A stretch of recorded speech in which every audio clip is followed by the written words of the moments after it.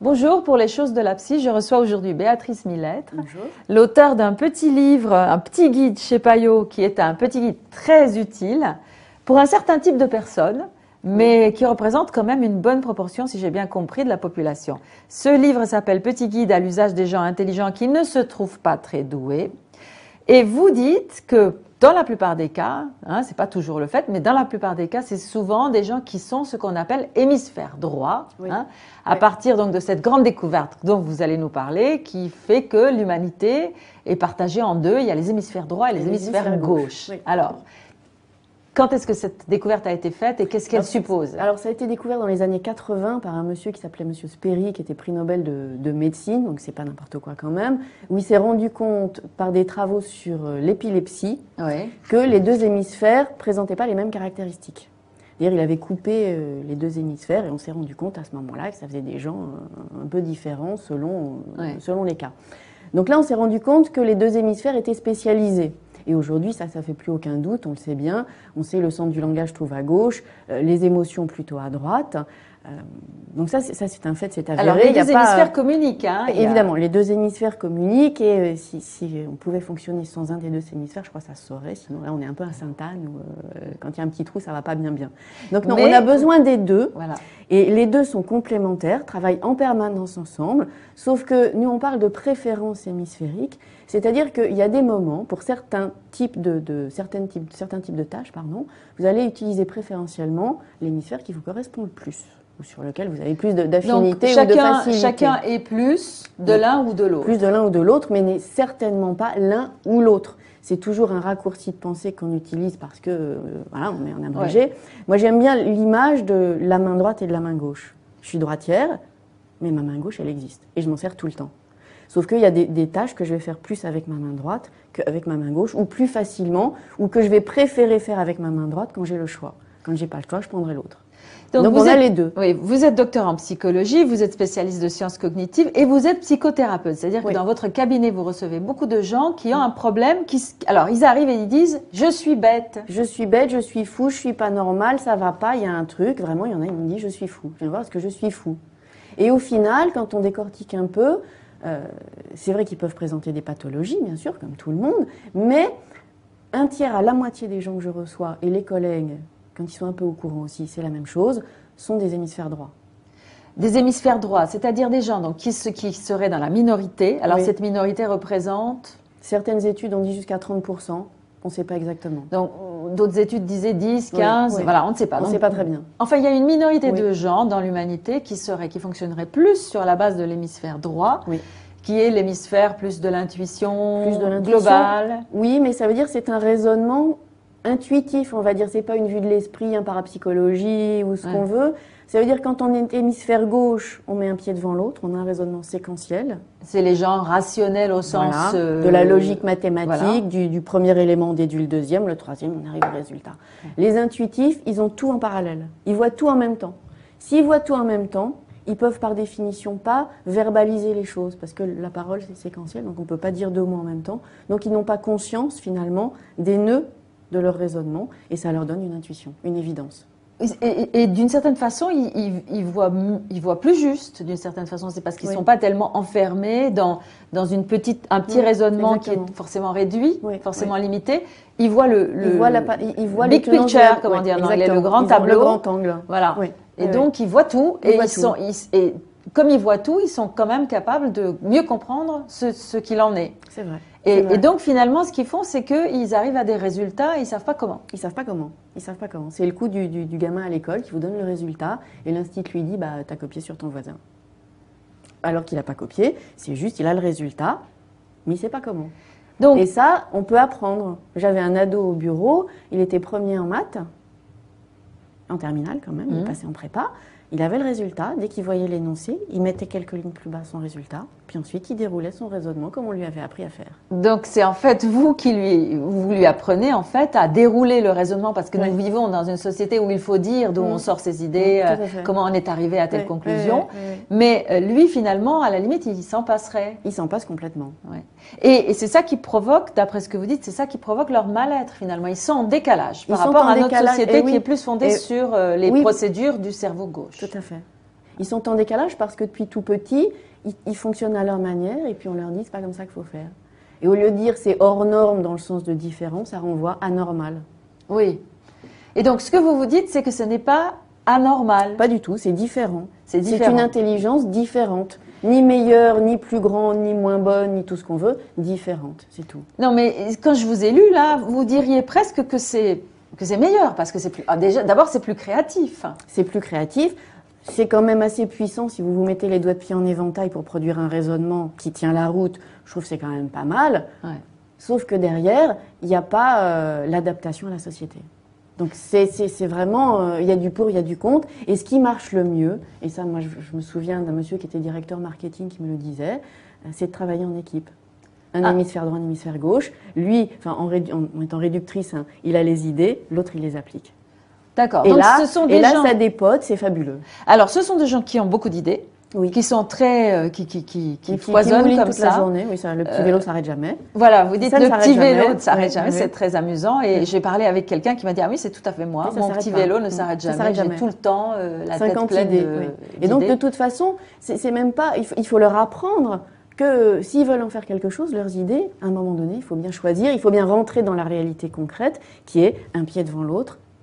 Pour concrétiser leur projet. Donc leur problème à eux, surtout, c'est de choisir. Oui. Et selon quels critères? Puisqu'ils voient tout, ils n'ont pas de raison. Et non, parce que ça veut dire choisir un, c'est abandonner tous les autres. Oui. Donc ça ne va pas du tout. Et professionnellement, on en voit beaucoup aussi qui sont en reconversion professionnelle parce qu'ils sont nulle part à leur place. Et je voyais quelqu'un l'autre fois qui animait un stage de reconversion qui me dit on en avait plus de la moitié. Ah oui, mais comment alors, finalement, ils peuvent trouver leur place puisqu'ils sont tellement polyvalents. Ils trouvent leur place, ce que je leur dis toujours, c'est à partir du moment, quelque part, ils n'ont qu'à prendre n'importe quoi qui les intéresse et ils y mettront leur touche personnelle. C'est-à-dire, il y aura la grosse planète qui est le morceau qu'ils doivent faire et puis les satellites qui vont les intéresser, comme, je sais pas quoi, écrire un article, faire une conférence, être prof quand ils font, s'ils peuvent aller, je sais pas, à HEC où ils veulent parce qu'ils sont dans le marketing, parce que vous voulez. Donc d'avoir des activités complémentaires qui s'appuient sur le noyau dur de leur métier, mais dont ils vont faire autre chose. Et à ce moment-là, ils peuvent inverser un petit peu, c'est les vases communicants, il y a un qui devient plus présent à un moment, un autre à un autre moment. Et là, ils ont finalement, ils peuvent enrichir eux-mêmes leur métier, et ça convient mieux. Oui. Et vous dites aussi que cette découverte qui a été faite, donc qui est très importante sur comment fonctionne finalement la rationalité humaine, on n'en a pas fait grand-chose. C'est-à-dire, on a découvert qu'il y avait quelque chose comme ça dans notre façon d'être, dans notre psychisme, dans notre cerveau, et puis on ne l'applique pas. Et pourquoi est-ce qu'on ne l'applique pas d'après vous? Je n'en sais rien. Je n'en sais rien, je ne peux pas vous répondre, je ne sais pas. Parce que ce n'est pas des cerveaux droits qui s'en sont occupés. Peut-être des cerveaux droits qui ne savaient pas réaliser. Peut-être aussi, je ne sais pas vous dire, parce que tout le monde me dit, ça existe, les cerveaux droits, les cerveaux gauches, tout le monde sait ça, est-ce que vraiment ça existe? Est-ce que ce n'est pas une théorie passée à la poubelle? Et puis vous voyez les recruteurs, les cabinets d'outplacement, qui vous disent, oui, nous on a un test, on les voit, les cerveaux droits, les cerveaux gauches. Je dis, qu'est-ce que vous faites après? Pour les aider, les accompagner? Rien du tout. Rien du tout. Il ne se passe rien. À l'école, il ne se passe rien. Et à l'école, je pense qu'à l'école, une bonne partie des échecs d'enfants doivent correspondre à cette mauvaise adaptation. Quoi. Et ça pourrait être une bonne chose que d'apprendre aux professeurs de détecter les cerveaux droits. Ça pourrait être un peu indispensable. Aux États-Unis, ils sont en train de mettre au point un système pour un peu, pas à deux vitesses, mais tenant compte des deux manières de fonctionner. Et les cerveaux droits sont aussi des gens qui ont tendance, parce que justement, ils ont beaucoup d'idées, ils savent qu'ils sont intelligents, mais qu'ils arrivent à rien. Ils savent pas qu'ils sont intelligents. Ah, ils savent pas qu'ils sont intelligents. Ils savent pas. Parce que justement, ils n'arrivent à rien. Donc ils pensent qu'ils sont bêtes. Mais toutes ces idées qu'ils ont, ils les mettent sur le compte de quoi? De rien. De rien, ça ils y pensent même pas, pour eux tout le monde fonctionne comme ça. Ah oui. Ils n'ont pas l'idée, pas plus que les cerveaux gauches n'ont l'idée que les hémisphères droits fonctionnent autrement, donc les cerveaux droits n'ont pas l'idée que ça pourrait être autrement. Et quand vous leur faites lire les caractéristiques, ils vous disent, ben oui c'est moi, mais c'est tout le monde. Eh non, c'est pas tout le monde. Ah oui. Enfin ça c'est normal, hein, on voit chacun... Et donc, en thérapie, vous, finalement, en thérapie, en coaching, vous aidez ces personnes à apprendre des procédures du cerveau gauche pour être plus adaptées à la société. Mais est-ce qu'il vous arrive d'avoir des gens qui sont cerveau gauche et qui disent « Ah, je voudrais bien un peu de créativité, comment faire, oui, docteur ?» on trouve des ateliers de décoincement du cerveau droit sur Internet. Moi, je trouve ça très rigolo. Décoincement du cerveau droit. Décoincement du cerveau droit, oui, tout à fait. Et on a, aux États-Unis, c'était le conseiller d'Al Gore qui vient de publier un livre. Il dit « Moi, je suis cerveau gauche. Et la société économique de demain sera plutôt celle des cerveaux droits parce que multitâche, créatif, enfin bon, voilà, ce que vous voulez. » Oui, tout ce qui va dans le sens d'une vision synthétique, en morceaux, voilà, pas tranché, comme ça.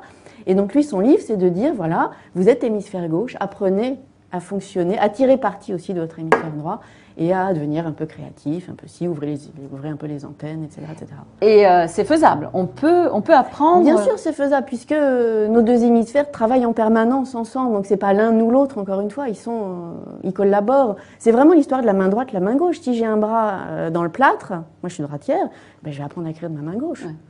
Ça sera plus difficile et si j'ai le choix, je le fais pas. Mais donc, si j'ai pas le choix, je le fais. Finalement, ce que vous conseillez beaucoup, je crois, aux gens, aux adultes qui sont cerveau droit, c'est de trouver quelqu'un, un cerveau gauche avec qui ils s'entendent et de faire équipe. Oui, ça marche bien. Et c'est bien pour le cerveau gauche aussi. Bien sûr. C'est parce que l'équipe, là, elle marche tout de suite. Et quel que soit enfin, il faut qu'ils se mettent d'accord. Il faut qu'ils puissent s'entendre, il faut qu'ils puissent croire l'un à l'autre que ça peut aller, il faut qu'ils s'entendent tout simplement. Mais une fois qu'ils s'entendent, ça marche très très bien. Bon, alors donc pour tous ceux qui sont intelligents mais qui ont un doute, qui se trouvent pas très doués mais qui ont beaucoup d'idées, donc ça c'est déjà un premier indice. Avoir beaucoup d'idées, se sentir un peu mal dans sa peau. Et des idées qui tombent de la tête. Des idées qui tombent de la tête, avoir toujours le petit vélo dans la tête qui fonctionne. Ça veut pas dire que vous êtes bête, ça veut dire que vous êtes intelligent différemment. Béatrice Millettre. Merci Béatrice. Merci à vous. Au revoir. Au revoir.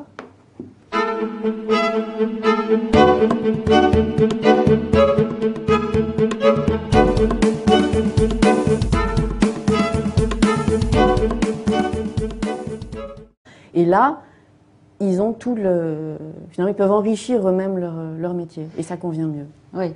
Et vous dites aussi que cette découverte qui a été faite, donc qui est très importante sur comment fonctionne finalement la rationalité humaine, on n'en a pas fait grand-chose. C'est-à-dire, on a découvert qu'il y avait quelque chose comme ça dans notre façon d'être, dans notre psychisme, dans notre cerveau.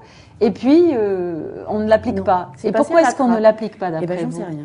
Je n'en sais rien. Je ne peux pas vous répondre. Je ne sais pas. Parce que ce n'est pas des cerveaux droits qui s'en sont occupés. Peut-être des cerveaux droits qui ne savaient pas réaliser. Peut-être aussi. Je ne sais pas vous dire parce que tout le monde me dit ça existe, les cerveaux droits, les cerveaux gauches. Tout le monde sait ça. Est-ce que vraiment ça existe ? Est-ce que ce n'est pas une théorie passée à la poubelle ? Et puis vous voyez les recruteurs, les cabinets d'outplacement qui vous disent oui, nous on a un test, on les voit, les cerveaux droits, les cerveaux. Je dis qu'est-ce que vous faites après pour les aider, les accompagner ? Rien du tout. Rien du tout. Il ne se passe rien. À l'école, il ne se passe rien. Et à l'école, je pense qu'à l'école, une bonne partie des échecs d'enfants doivent correspondre à cette mauvaise adaptation. Quoi. Et ça pourrait être une bonne chose que d'apprendre aux professeurs de détecter les cerveaux droits. Ça pourrait être un peu indispensable. Aux États-Unis, ils sont en train de mettre au point un système pour un peu, pas à deux vitesses, mais tenant compte des deux manières de fonctionner. Et les cerveaux droits sont aussi des gens qui ont tendance, parce que justement, ils ont beaucoup d'idées, ils savent qu'ils sont intelligents, mais qu'ils arrivent à rien. Ils savent pas qu'ils sont intelligents. Justement. Ah, ils savent pas qu'ils sont intelligents. Ils savent pas. Parce que justement, ils n'arrivent à rien. Donc ils pensent qu'ils sont bêtes. Mais toutes ces idées qu'ils ont, ils les mettent sur le compte de quoi ? De rien. De rien. Ça, ils y pensent même pas. Pour eux, tout le monde fonctionne comme ça. Ah oui. Ils n'ont pas l'idée, pas plus que les cerveaux gauches n'ont l'idée que les hémisphères droits fonctionnent autrement. Donc les cerveaux droits n'ont pas l'idée que ça pourrait être autrement. Et quand vous leur faites lire les caractéristiques, ils vous disent ben oui, c'est moi, mais c'est tout le monde. Eh non, c'est pas tout le monde. Ah oui. Enfin ça, c'est normal. Hein, on voit chacun. Et donc en thérapie, vous finalement, en thérapie, en coaching, vous aidez ces personnes à apprendre des procédures du cerveau gauche pour être plus adaptées à la société. Mais est-ce qu'il vous arrive d'avoir des gens qui sont cerveau gauche et qui disent « Ah, je voudrais bien un peu de créativité, comment faire, oui, docteur ?» on trouve des ateliers de décoincement du cerveau droit sur Internet. Moi, je trouve ça très rigolo. Décoincement du cerveau droit. Décoincement du cerveau droit, oui, oui, tout à fait. Et on a, aux États-Unis, c'était le conseiller d'Al Gore qui vient de publier un livre. Il dit « Moi, je suis cerveau gauche. Et la société économique de demain sera plutôt celle des cerveaux droits parce que multitâche, créatif, enfin bon, voilà, ce que vous voulez. » Oui, tout ce qui va dans le sens d'une vision synthétique, en morceaux, voilà, pas tranchée, voilà. Comme ça. Et donc lui, son livre, c'est de dire, voilà, vous êtes hémisphère gauche, apprenez à fonctionner, à tirer parti aussi de votre hémisphère droit et à devenir un peu créatif, un peu ouvrez un peu les antennes, etc. etc. Et c'est faisable, on peut apprendre. Bien sûr, c'est faisable, puisque vous voyez l'énoncé, il mettait quelques lignes plus bas son résultat, puis ensuite il déroulait son raisonnement comme on lui avait appris à faire. Donc c'est en fait vous lui apprenez en fait à dérouler le raisonnement, parce que nous vivons dans une société où il faut dire d'où on sort ses idées, comment on est arrivé à telle conclusion, mais lui finalement, à la limite, il s'en passerait. Il s'en passe complètement. Ouais.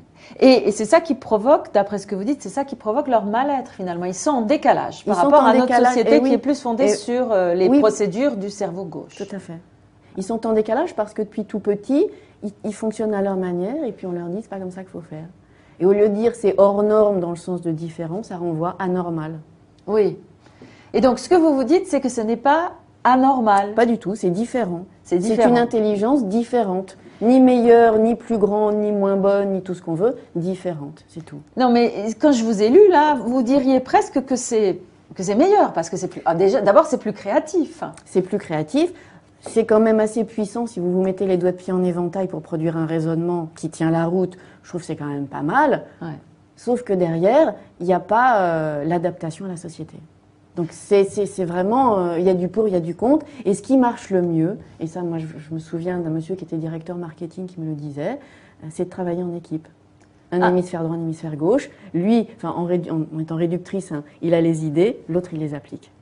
D'accord. Et donc là, ce sont des gens... ça dépote, c'est fabuleux. Alors ce sont des gens qui ont beaucoup d'idées. Oui. Qui sont très, qui foisonnent comme toute ça. La journée, oui, ça, le petit vélo s'arrête jamais. Voilà, vous dites le petit vélo ne s'arrête jamais, c'est très amusant. Et j'ai parlé avec quelqu'un qui m'a dit, ah oui, c'est tout à fait moi, mon petit vélo ne s'arrête jamais, j'ai tout le temps la tête pleine d'idées. Et donc de toute façon, c'est même pas, il faut leur apprendre que s'ils veulent en faire quelque chose, leurs idées, à un moment donné, il faut bien choisir, il faut bien rentrer dans la réalité concrète, qui est un pied devant l'autre, pour concrétiser leur projet. Donc leur problème à eux, surtout, c'est de choisir. Oui. Et selon quels critères? Puisqu'ils voient tout, ils n'ont pas de raison. Et non, parce que ça veut dire choisir un, c'est abandonner tous les autres. Oui. Donc ça ne va pas du tout. Et professionnellement, on en voit beaucoup aussi qui sont en reconversion professionnelle parce qu'ils sont nulle part à leur place. Et je voyais quelqu'un l'autre fois qui animait un stage de reconversion qui me dit on en avait plus de la moitié. Ah oui, mais comment alors, finalement, ils peuvent trouver leur place puisqu'ils sont tellement polyvalents. Ils trouvent leur place, ce que je leur dis toujours, c'est à partir du moment, quelque part, ils n'ont qu'à prendre n'importe quoi qui les intéresse et ils y mettront leur touche personnelle. C'est-à-dire, il y aura la grosse planète qui est le morceau qu'ils doivent faire et puis les satellites qui vont les intéresser, comme, je sais pas quoi, écrire un article, faire une conférence, être prof quand ils font, s'ils peuvent aller, je sais pas, à HEC où ils veulent parce qu'ils sont dans le marketing, parce que vous voulez. Donc d'avoir des activités complémentaires qui s'appuient sur le noyau dur de leur métier, mais dont ils vont faire autre chose. Et à ce moment-là, ils peuvent inverser un petit peu, c'est les vases communicants, il y a un qui vous allez utiliser préférentiellement l'hémisphère qui vous correspond le plus, ou sur lequel vous avez plus d'affinité ou de facilité. Chacun est plus de l'un ou de l'autre. Plus de l'un ou de l'autre, mais n'est certainement pas l'un ou l'autre. C'est toujours un raccourci de pensée qu'on utilise parce que, voilà, on est en abrégé. Ouais. Moi, j'aime bien l'image de la main droite et de la main gauche. Je suis droitière, mais ma main gauche, elle existe. Et je m'en sers tout le temps. Sauf qu'il y a des tâches que je vais faire plus avec ma main droite qu'avec ma main gauche, ou plus facilement, ou que je vais préférer faire avec ma main droite quand j'ai le choix. Quand j'ai pas le choix, je prendrai l'autre. Donc on a les deux. Oui, vous êtes docteur en psychologie, vous êtes spécialiste de sciences cognitives et vous êtes psychothérapeute. C'est-à-dire que dans votre cabinet, vous recevez beaucoup de gens qui ont un problème. Alors, ils arrivent et ils disent « je suis bête ». Je suis bête, je suis fou, je suis pas normal, ça va pas, il y a un truc. Vraiment, il y en a, ils me disent « je suis fou ». Je viens voir parce que je suis fou. Et au final, quand on décortique un peu, c'est vrai qu'ils peuvent présenter des pathologies, bien sûr, comme tout le monde, mais un tiers à la moitié des gens que je reçois et les collègues, quand ils sont un peu au courant aussi, c'est la même chose, sont des hémisphères droits. des hémisphères droits, c'est-à-dire des gens donc, qui seraient dans la minorité. Alors, cette minorité représente... Certaines études ont dit jusqu'à 30%. On ne sait pas exactement. Donc, d'autres études disaient 10, 15, voilà, on ne sait pas. On ne sait pas très bien. Enfin, il y a une minorité de gens dans l'humanité qui fonctionneraient plus sur la base de l'hémisphère droit, qui est l'hémisphère plus de l'intuition globale. Oui, mais ça veut dire que c'est un raisonnement intuitif, on va dire. C'est pas une vue de l'esprit, un parapsychologie ou ce qu'on veut. Ça veut dire que quand on est hémisphère gauche, on met un pied devant l'autre, on a un raisonnement séquentiel. C'est les gens rationnels au sens... de la logique mathématique, du premier élément on déduit le deuxième, le troisième, on arrive au résultat. Les intuitifs, ils ont tout en parallèle. Ils voient tout en même temps. S'ils voient tout en même temps, ils peuvent par définition pas verbaliser les choses, parce que la parole c'est séquentiel, donc on ne peut pas dire deux mots en même temps. Donc ils n'ont pas conscience finalement des nœuds de leur raisonnement, et ça leur donne une intuition, une évidence. Et d'une certaine façon, ils voient plus juste, d'une certaine façon. C'est parce qu'ils ne sont pas tellement enfermés dans un petit raisonnement qui est forcément réduit, forcément limité. Ils voient le big picture, comment dire, le grand tableau. Le grand angle. Voilà. Et donc, ils voient tout. Et comme ils voient tout, ils sont quand même capables de mieux comprendre ce qu'il en est. C'est vrai. Et donc, finalement, ce qu'ils font, c'est qu'ils arrivent à des résultats et ils ne savent pas comment. Ils ne savent pas comment. Ils savent pas comment. C'est le coup du gamin à l'école qui vous donne le résultat et l'institut lui dit « t'as copié sur ton voisin ». Alors qu'il n'a pas copié, c'est juste, il a le résultat, mais il ne sait pas comment. Donc, et ça, on peut apprendre. J'avais un ado au bureau, il était premier en maths, en terminale quand même, il est passé en prépa. Il avait le résultat, dès qu'il voyait l'énoncé, il mettait quelques lignes plus bas son résultat, puis ensuite il déroulait son raisonnement comme on lui avait appris à faire. Donc c'est en fait vous lui apprenez en fait à dérouler le raisonnement parce que